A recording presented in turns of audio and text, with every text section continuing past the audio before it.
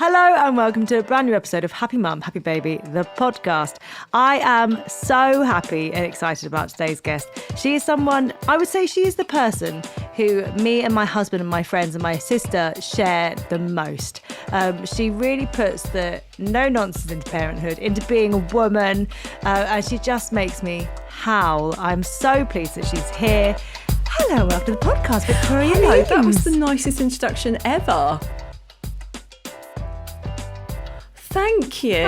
It's so true. Sometimes Tom's actually tried, the first time he sent me one of your videos, and I can't remember which one it was now, but he sent me one, like I didn't know who you were. Like I was unaware. I was like, dude. She's my mate. She's one of mine. She's my friend, actually, Tom. Yeah. But it's, you just seem to cut through, I would say, in a different way. Like the way that you deliver your honesty and your opinion on stuff is very different to what is already out there, and it's so refreshing and unapologetic. Do you know what I mean? You're just totally you're just expressing yourself in that moment in a way that is just bloody that's brilliant. so lovely, because it is a funny one, isn't it? I think the thing is, I never really think about what I'm doing, which is sometimes an issue, but I never really think about the sort of effect of what I'm saying. It's just like I'm having those experiences and then I'm like, I need to get it out, I need to use it. It's like, because it's become such a platform for me, almost like a form of therapy to share, especially the hard stuff when you're a mum, It's such a good place for it, and built up such a lovely community of women on there who all just get it. And that's just been, it's been incredible for me. Just sort of validating my experience and giving me like a voice for these experiences, but making me realise that I'm not alone. Do you think adding humour to those moments also helps? Oh my God, yes. I don't know how we survive without laughing at the absolute carnage that having children is. It's just, it's chaos. And sometimes it is really hilarious as well, because I think especially when you've got little ones, because I've got 2 kids and one's 4, one's 7, and the sort of irrational madness of my 4-year-old, and she's been a challenge to raise, like it's been a very different experience raising my 2 children. But some of the situations that we find ourselves in with her, and you're like, seriously, like her stubbornness or the things that she gets fixated on and just won't let go of, that, to an adult are like so ridiculous. You have to laugh, because else you just go completely insane, I think. Yeah, absolutely. I love it. I absolutely love it. So let's talk about you and your childhood. Where did you grow up? How many siblings did you have? What was your relationship like with your mum and dad? All that jazz. So I'm from London, and grew up in London, in North London. And I've got 3 siblings, so one of 4. And I'm the third child, but the youngest girl. And we were all quite close in age. So probably, I think like the maximum amount of time between us is maybe 2.5 years. I think that's the biggest gap. And my 2 elder sisters are dead close together. It was just, family life was, loud and just always something going on, very creative, because my dad was an artist, filmmaker. And so there was a lot of imaginative play in the house, lots of like making things, doing clay, painting, all that sort of stuff. But then on the other hand, very strict. Yes. Really? Because my dad was kind of this, he was like a bit of a contradiction, really. He was like so artistic and creative and free in his expression, but then so strict. So that was, that's not how I parent at all. I attempt gentle parenting, but fail miserably. I think that's probably the best description of it. But we had like rotas for chores, things like that, like it was very regimented. And he was away quite a lot too. So my mum had 4 kids under the age of like 6 for a long time, that period of our lives, like he was away working. So she had to keep a tight ship, because, otherwise it would just all unravel. But I think now, being part of 4, I always thought, I'll have 4 kids. Nah. Not for me. It's not for me. And I look at my mum and I think, you're mad. You're actually mad. How did you survive this? But she loved it. The thing is, my mum is like Mary Poppins. She was a primary school teacher. She just took everything in her stride. She made motherhood look so easy, which I think is maybe why it was such a fucking shock when I had my own kids. I was like, Mum, you neglected to tell me that this was mental. It's so weird, isn't it? And I think, and also when you look at people who have creative parents and stuff, or do a lot of creative play and things, you can very easily think that, oh, well, that means everything's quite, hippie-ish in a way, I guess, in terms of like loose bedtimes and, don't worry, kids, whatever. But actually, I love the fact that for you guys, it was the total opposite. And actually, if you are a mum who is mostly raising 4 kids on your own, like you say, you have to keep a tight ship. You have to keep things, in order, basically. Under control, I guess, in some way. In order, Yeah. No, I've always been like really close with my mum and dad. I did lose my dad last year, sadly. But yeah, I mean, look, I'm sure I can say none of my siblings will listen to this because they don't support anything I do. Jokes, maybe cut that out. But I was his favourite. I was my dad's favourite. So I was like, and it was quite clear that I was his favourite. And so, but yeah, I mean, he was like such a massive influential part of my life. He shaped so much of who I am, like even what I've gone into, was always into I always worked in like film, and before I went into doing the wankery online. And then it's felt like a huge like loss losing him. I don't think he was like he definitely wasn't like a parenting. I wouldn't go to him with any parenting issues because he'd have a very different take on it to me, But in terms of just my career and, that reassurance that I think everyone just searches for all the time, a lot of that did come from my dad. So, yeah, that's been difficult to adjust to, I suppose. And it just feels like there's a big gap now. I think also a massive part of that is we kind of grow up thinking that our parents are invincible. God, yes. That they're going to be there forever.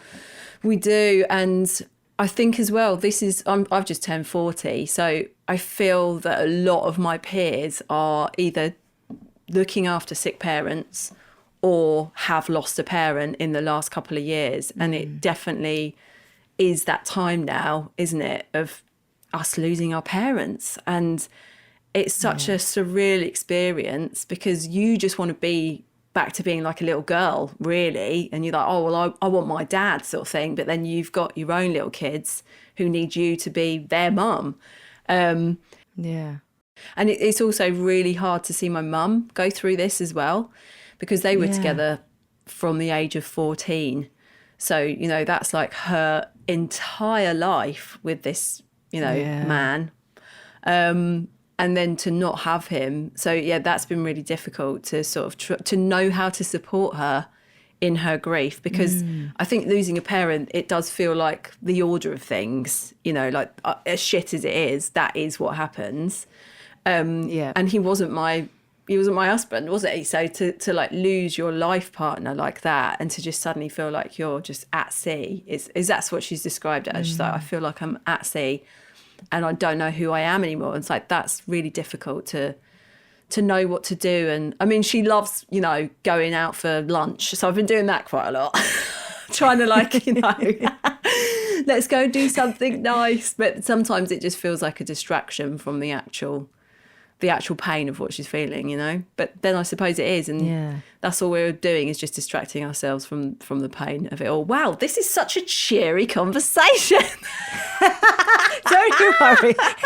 Don't you worry. But I think there is that thing, isn't it? When you meet someone that you're going to be with for life, say, and at a young age, and you go through all the things that are traditionally, you're told to do, you get married, you have kids, and then the kids leave. So you have that period where you're a bit, lots going on, and you're trying to cling on to each other. And then the kids grow up and they go, and then you reconnect with each other. And then that person goes. And it's got to be just such a difficult thing that so many of us will face. But again, without people talking about what that moment is, we will all be at sea. And she knows also, she's like 74. She's of that generation where it's not like us, where we love talking about our feelings, don't we? And like having them validated. But she's not of that school, Also, she's your mum. So she's probably trying to protect you in the same way that you would protect your kids. I mean, she does sort of say, like, she's always apologises if she cries. And you're like, you don't have to apologise. It's absolutely fine. Like, please just cry because you need the space to do it. It's cathartic. you know. And I think we've all really struggled with that as the siblings. I mean, this is the thing about death, is that it does definitely bring you all closer together. You know, 'cause you end up spending a lot of time together as well, especially as he was in hospital in the last like stages of his life.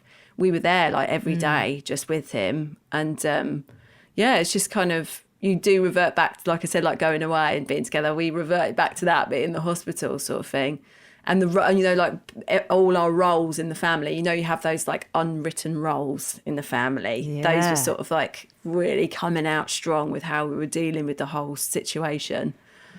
But also, I imagine a comfort, because even though, you know, you might be the one in control of your house, your household, but actually going into that situation and having an older sibling who might be in control is almost, a comfort in some way. That's your structure. That's definitely our structure. She's well bossy. So growing up with this, you know, with the chaos of having the 4 kids, you know, the creative parents that you did that were also strict, did you look ahead to the future to yourself as a mum? Was having kids something that you thought, that's definitely something I'm going to do? Absolutely. I was one of those that was like, I wanted kids from like the age of 4. You know, that was my main play, was playing with babies. Always wanted to be the mum, just like loved the idea. I romanticised it so much all the time. And I can remember even as a teenager, when I was sort of like 16 with one of my best mates, and be like, oh yeah, I definitely want to be married and have kids by the time I'm 23. And she was like, what? It never happened. But that's what I really wanted. And then I think I spent misspent actually, many years of my life with the wrong men, but just always with the idea of like, I wanted the relationship to have the baby. That's what I was always looking for. And that didn't happen for me until I was 30. So I got through some terrible men. I really did. And thank God I didn't have children with them. But it was always something that I wanted from day one. Definitely wanted to be a mum. When you started to kind of go, right, we're ready now, let's start, we're going to go down that road, you know, did it take long for you to fall pregnant? No, not at all. I think it runs in the family that we're just like fertile wenches, basically. I would have definitely have been like the woman that was just given the task of birthing babies in the Victorian times. Like, that's your job, because I'm the handmaid. I am the handmaid. It happened really quickly. And I think it was literally, I came off the pill and then 2 weeks later I was like pregnant. So yeah, and I've been on the pill for so long as well. I mean, I was really bad at taking it, so that might have helped. You know, that might have actually worked in our favour.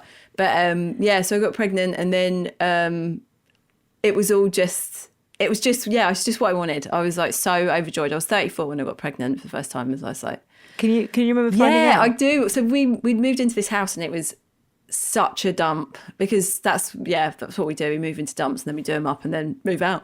But it was such a shithole. And you like move in somewhere and then you actually get and you realise how much more of a shithole it is than you first imagined. And you're like, fuck, how are we ever going to do this? And all the floorboards were up in the downstairs, and Rob was working away because he did a lot of it himself. And I'd done a little wee on the stick, and it was so faint, like almost not there. But you're like, no, I'm sure that's that. So I showed him, and he couldn't see it. So he was like, so it was the most underwhelming sort of response to, we're having a baby. And he was like, where is it? Because he's from Birmingham. I can't see a bloody thing. So basically, it was just like, oh, right, fuck you then. And then I had to wait. I just waited like till the next day and did another one. And then by that point, the chemical, whatever it is, was like strong enough to show a proper line. And then it was like, we're having a baby. And then it was just like a mad panic to try and get the house into a livable sort of state, knowing... God, you really did have sort of a time frame to work towards. So that was very stressful. And I bloody tiled the bathroom at 8 months pregnant, like straddling the bath with my massive bump, doing the tiles up the walls, like... No. Yeah, I wouldn't advise that. That was a stupid thing for me to do. Because then I got that bloody pelvic thing, when it's like your hip sockets fall out. Yeah. I had that. Oh, it was horrendous. But it was definitely the bath, because I was literally straddled over it with this massive belly. It's like, what have you done, you idiot? And then I couldn't walk or anything. I had to just bounce on a ball for like 3 days just like until I could walk again. It was awful. I mean, you would have been in full-on Yeah. nesting mode as well. So nesting mode, it's like you've done extreme I did. makeover nesting That's mode it. edition. 9-month makeover. Yeah. And going towards the birth, had you kind of thought about it at all? You know, I was addicted to one born every minute. Like I couldn't Oh my God, yes, get of enough course. of it. Oh yes, I went hard. I went real hard. I think this is a mistake that we all make then when we get pregnant. We just focus so much on the labour and we forget that you've got a fucking baby at the end of it. And I actually had an amazing sort of experience with the care that I had and everything else. My best friend had a home birth the year before. So I was like, I mean, I copy everything that she does. We've got like the same tattoos. I was like, I'm having a home birth too. Leanne's done it. I'm doing it. So I that's what I wanted to have. And then the midwifery team at the time, they had a dedicated home birth team, did the hypnobirthing. And I took it so seriously, you know, it's like I really did practice that, doing the hypnobirthing every day. And it became like so second nature. And then I did get to have a home birth, which was amazing. What was that like? Because obviously, like, was the pool so- there ready the whole time? So we had a or- pool and the contractions were just coming so thick and fast. So we rang the midwife and was on the phone to her and she was like, okay, it sounds like you're progressing quite fast. So I'm going to send the midwife around now because no one was there. But really exhausting. But yeah, and then he was born and we just, got stitched up on the bed with a bit of gas in there. Fucking hell, that's horrific. And then, then they just fuck off and leave you. And you're like, oh, right then, I've just got a baby now. It's such a surreal experience. And they tidy it all up. So, you know, Nice. So you come downstairs and there's like no evidence that anything had happened. But then see, my next labour was totally the opposite experience. The dilation bit was about 12 hours. And then she was born in like 17 minutes. And it was, Whoa. Was that one was at home as well? Yeah, because I'd already, you know, done one. So I was like, fuck it, let's do it at home.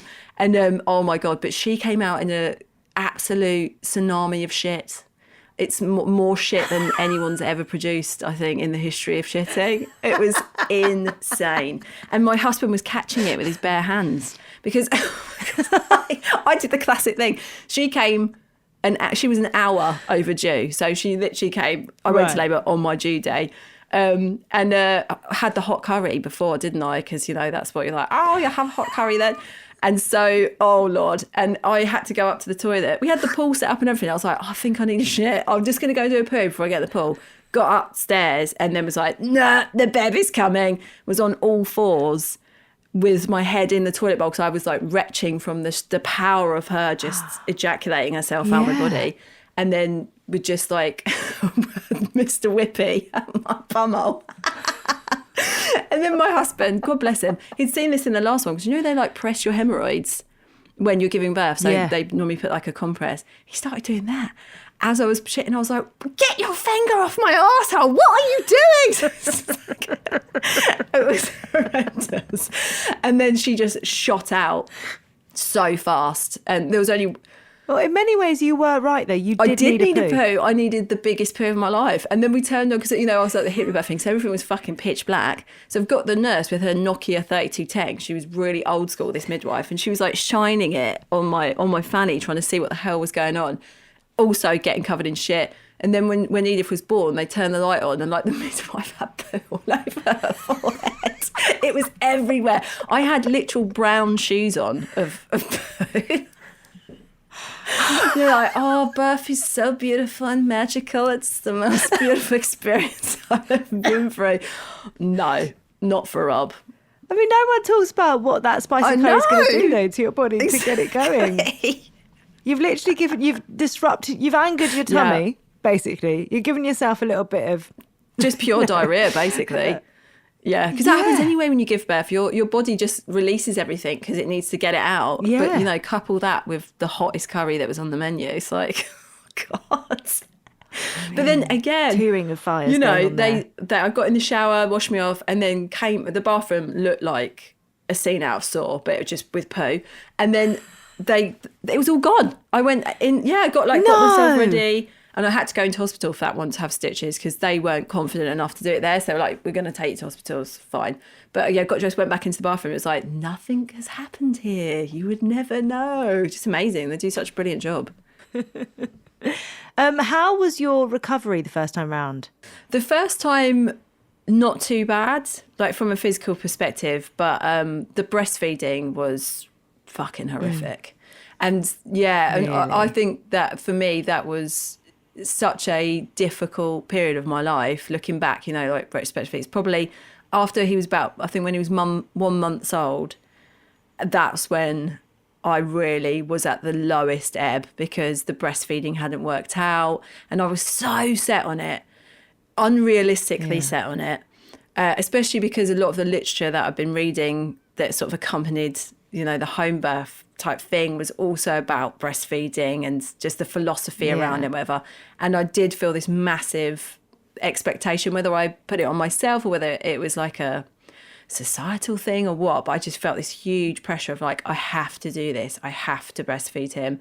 And it was horrendous. He just never, ever latched properly. And I had mastitis 6 times with him in a very short period of time, ended up in hospital every time with like the massive red tit. He had a tongue tie that didn't get sort of picked up until he was 3 weeks old. It was just awful. He never slept because he wasn't full. Just lots of stressful things that happened around the breastfeeding that also just left me feeling like such a failure. But when you think about the amount of women who get themselves into such a low point trying to breastfeed, but I think there's a thing about perseverance, but there's also a thing about saying enough's enough. Like, what is this doing to your mental state? What is this doing to you physically? What is this doing to your bond? Like, there's so many, and it's so difficult knowing when enough's enough and when to stop listening to the pressures that you're placing. Yeah, because on also, you. like, oh God, we went to all the lactation consultants and they're a bit mad, aren't they? They're just a bit mad. Someone called them a tit wizard. I like that. The tit wizards. They're too enthusiastic about it.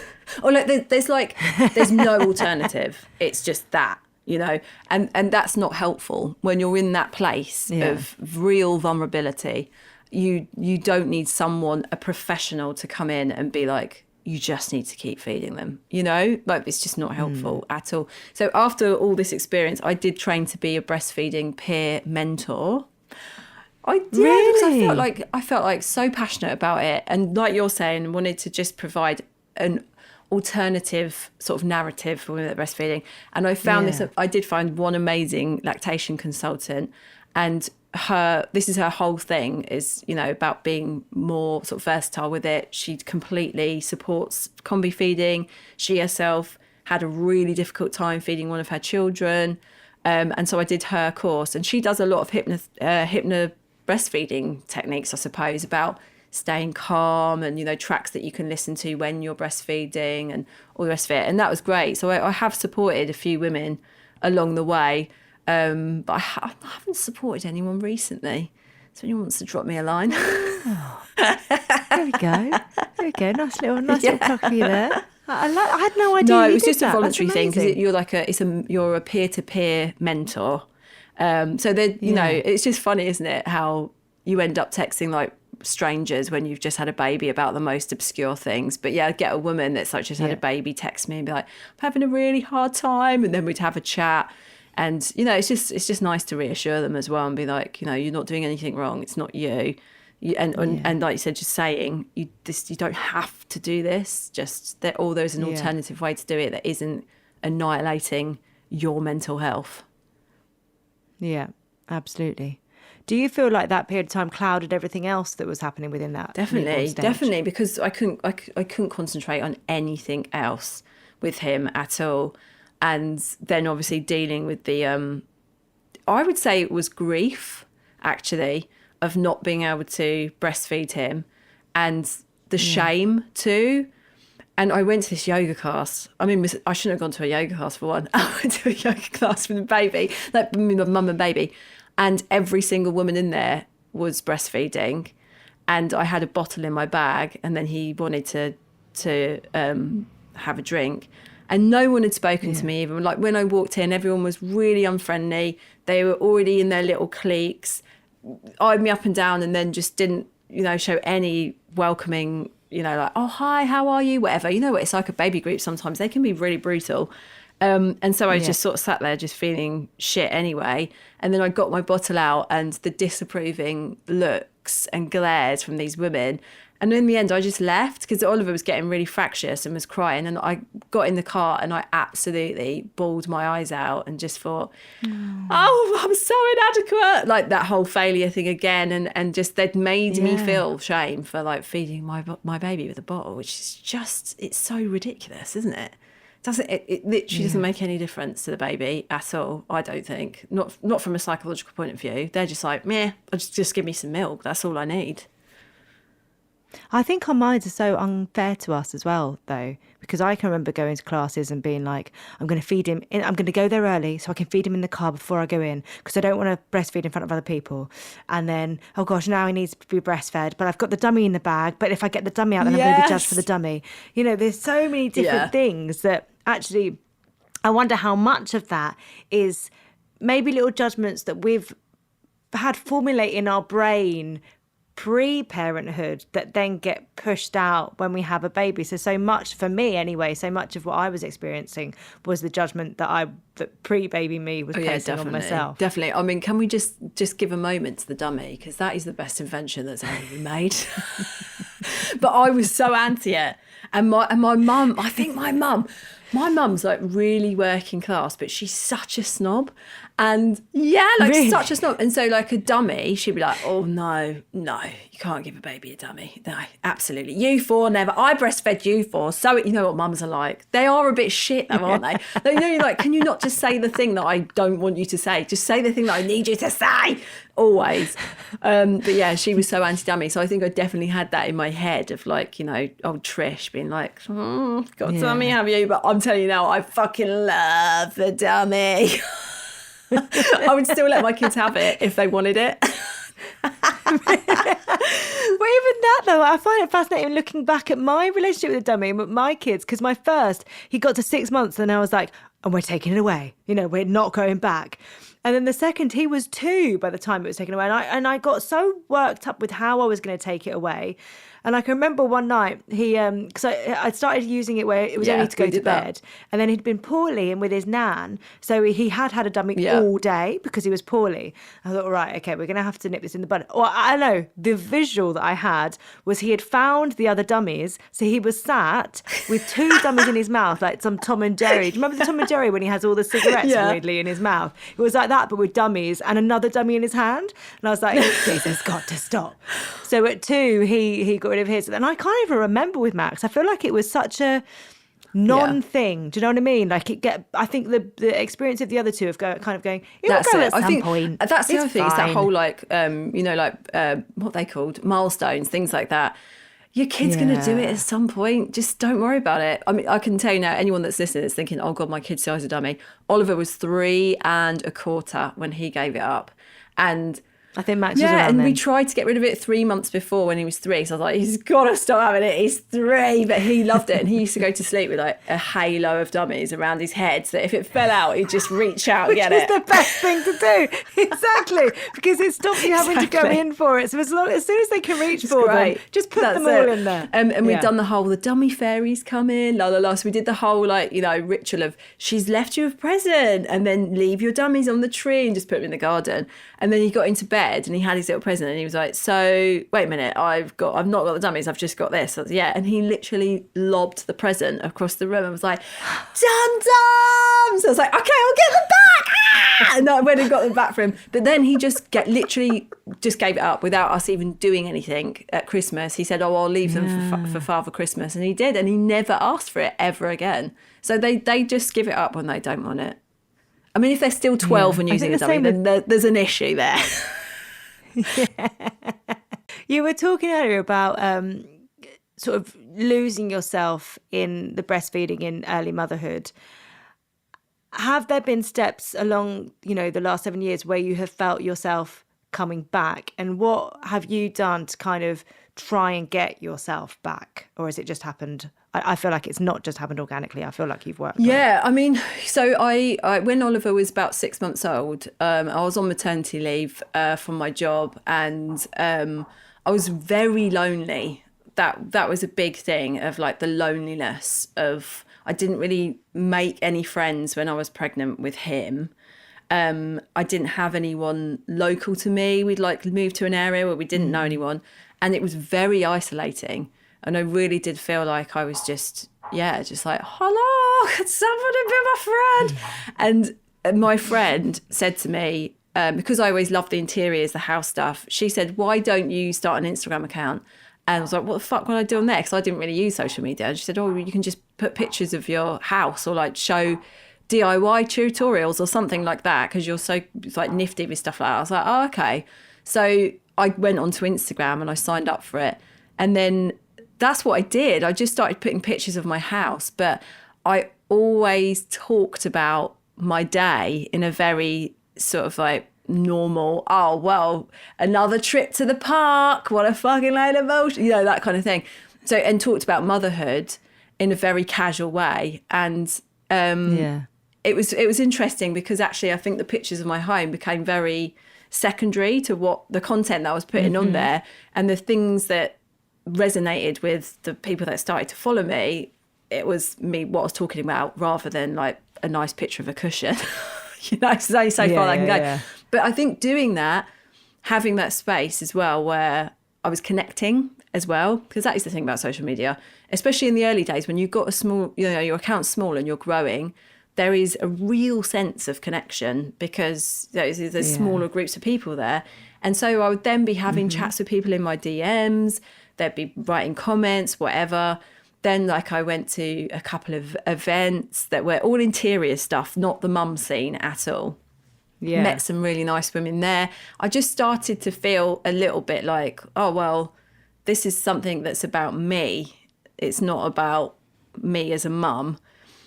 Like therapy. It's always like therapy. Yeah. But it's that thing, isn't it? I think you putting out there stuff would have made other people that were feeling lonely feel less alone, which in turn makes you feel less alone. Yeah, so it's just a lovely big cycle of let's all come together and feel less alone, because kids are shit. Yeah, that was it. That is basically my tagline, I think. You've also made the decision over the last few years to go That's sober. Correct. How has that impacted, you know, motherhood and your response to stuff? It's been, so I've been sober for 9 months now, and it was a decision that I came to over probably about 4 years. So after I had Edith, I think, you know, when you have, once you've got one kid, you think, one kid, fucking hell, this is hard. And then you have another one, you're like, what the hell was I thinking? That was not hard. This is horrific. Especially if they're close in age, because, you know, I had like a 2.5-year-old and a newborn, which was, carnage.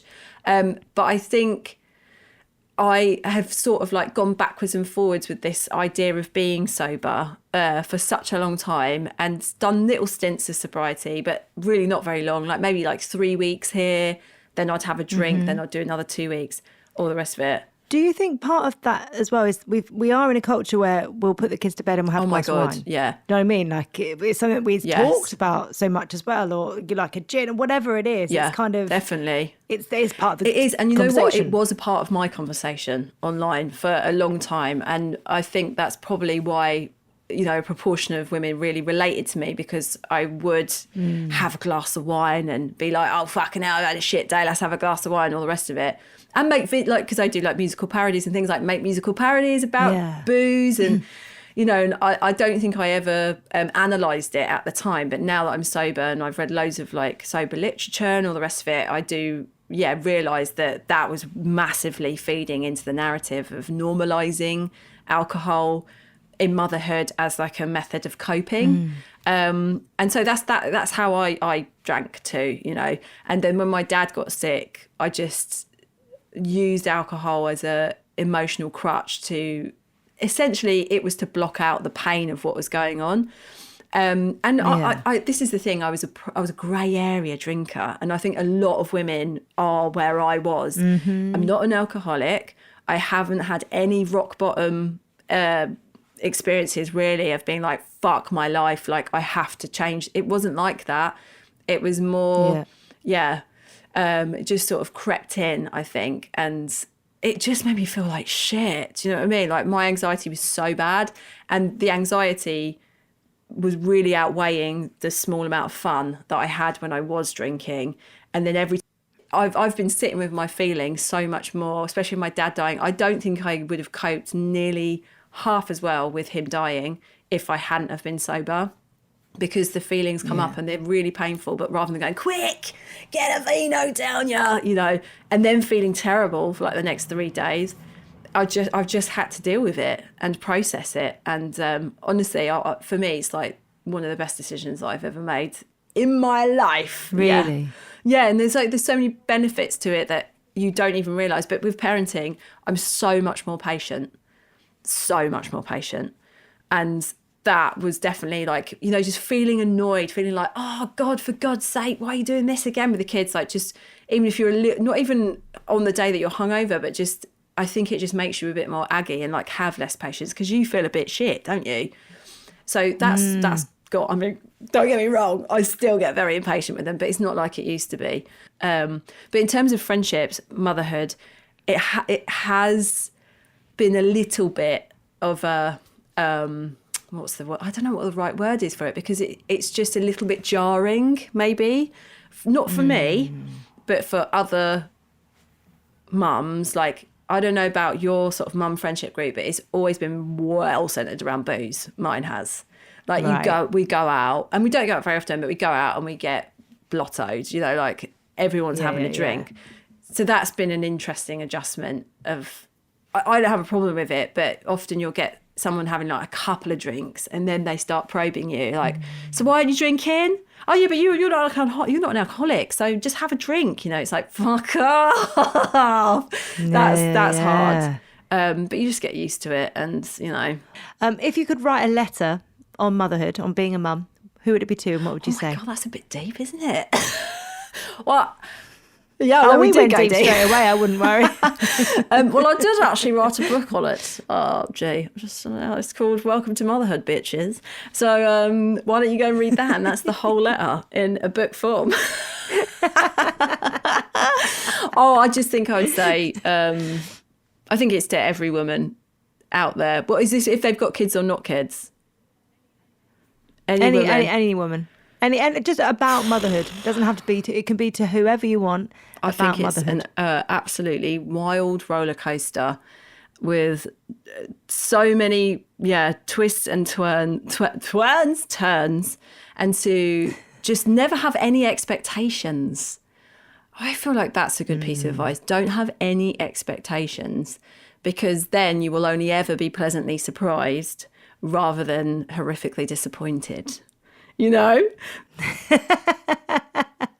We've finished the podcast with you completing 3 sentences. Right. The first one is, being a mum means never getting to shit alone. I don't know if it's supposed to be profound. No, this is perfect. Okay, I'll write it down. Since having children, I have never appreciated the value of sleep and personal space. And finally, I'm happy when? I mean, I'm not going to lie. I'm happy when I'm in a spa on my own, miles away from my children, but I know that they're safe and I get to just have a night away. That's probably when I'm happiest.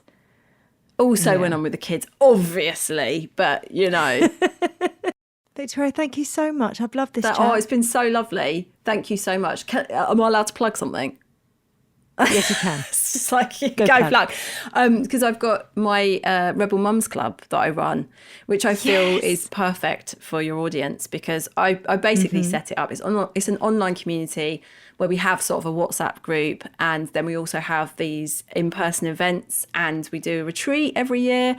And I set it up because of that sense of loneliness that I talked about earlier, about just feeling, you know, like it is really hard to meet mum friends that you genuinely get on with for the sake of like them being them rather than just then your kids like each other, you know.